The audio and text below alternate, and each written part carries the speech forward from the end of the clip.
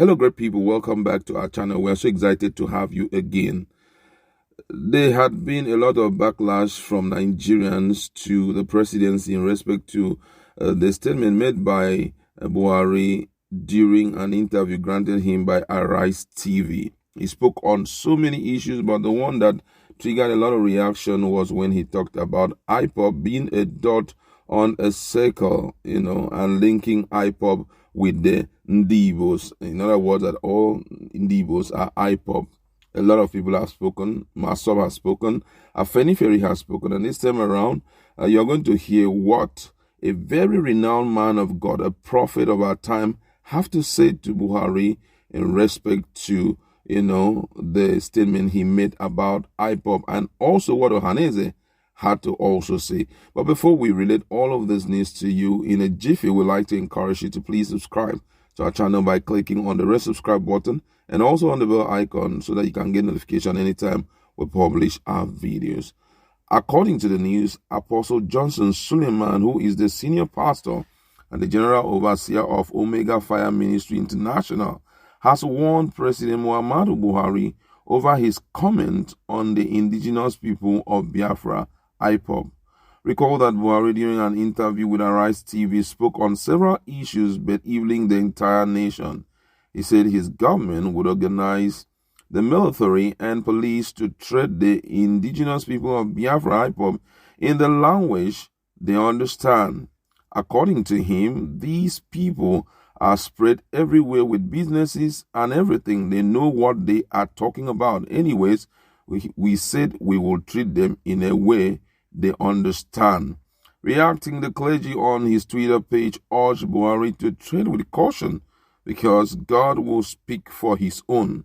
He accused Buhari of dealing with IPOB but failing to go after killer headsmen. According to him, he said, "You will go after IPOB, yet you can't go after killer headsmen. IPOB seek to pull out of a part of Nigeria. Killer headsmen destroy the whole of Nigeria, who should be dealt with urgently. Tread with caution, sir.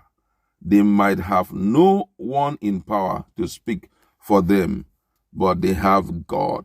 Meanwhile, the Apex Igbo Sociocultural Organization, Ohanaeze Ndigbo, on Thursday chided Buhari for the statement, saying that he has a choice between dialogue or an unavoidable war against the Igbos. Ohanaeze justified the agitation for Biafra by Igbo youths through various pro-Biafra groups, adding that Buhari's nepotistic and sectional government reinforced separatist agitation in the southeast. The group, in a statement titled Buhari, A Choice Between Dialogue and War, signed by its National Publicity Secretary, Chief Alex Ogbonia, said Buhari, since inception of his regime, has not hidden his disdain for the Igbos that failed to vote for him en masse in 2015. The statement partly reads, Ohanaeze Ndigbo has followed with deep concern the security sequence targeted at the Igbos, the deliberate posting of northern military and police officers at the various strategic locations in the southeast, the Special National Security Council meetings, where major decisions are taken for the southeast and the south-south, to the utter exclusion of security personnel from the southeast of Nigeria, the ominous launching of the Operation Restore Peace in the southeast and south-south, and the shoot-on-sight ordered by the Inspector General of Police targeted at Igbo youths. The group added, Ohanaeze Ndigbo has cautioned that the unprecedented lopsidedness of the Nigerian government in favor of the Fulani to the exclusion of other ethnic groups, especially in the security architecture, will rather exacerbate the internal security challenges in the country. History shows that leaders who expose ethnocentric ideology, especially in Africa, had often created more problems than they intended to solve. Ohanaeze Ndigbo believed that the agitation by the Igbo youths over marginalization is justified. In spite of the orchestrated alienation of the Igbos, we are committed to a diplomatic approach towards a restructured Nigeria that guarantees equity, fairness, and rule of law. President President Buhari has a choice between dialogue on the one hand and an avoidable war against Igbos on the other. Again, history shows that our thoughts are very infinitesimal to the immutable law of the universe. Also, IPOB National Publicity Secretary, more powerful in a statement on Thursday, said Buhari's trade will not stop the group from actualizing Biafra. He said that President's trade will make IPOB and Eastern security stronger. They have been doing that before now. Trades cannot change IPOB. He can stay in Aso Rock trading Nigerians, but not IPOB and ESN. Made some other statement. Wow. This is an issue of serious concern. For me, I feel that the president should create another opportunity to correct some of the statement he had made on that particular day, because I have seen Afeniferi, analysis on, the interview, and some other people have also come up, to speak about it. Even the presidency have decided also to talk about one of the issues, which I'm going to bring after now. I think I'm going to bring you that news.